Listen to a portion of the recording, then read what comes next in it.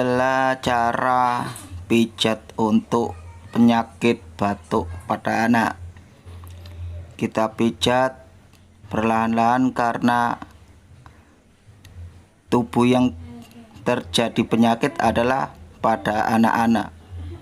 Ini anak usia sekitar SD 4 kelas 4. Kita pijat pelan-pelan di area leher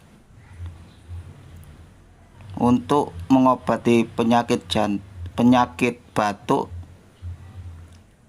Ini leher untuk sakit kepala,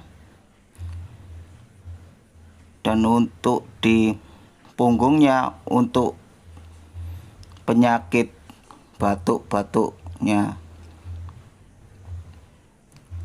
Adapun obat yang diminum adalah air putih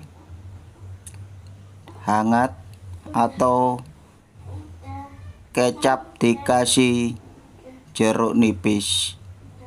1 sendok saja diminumkan pagi hari dan sore hari.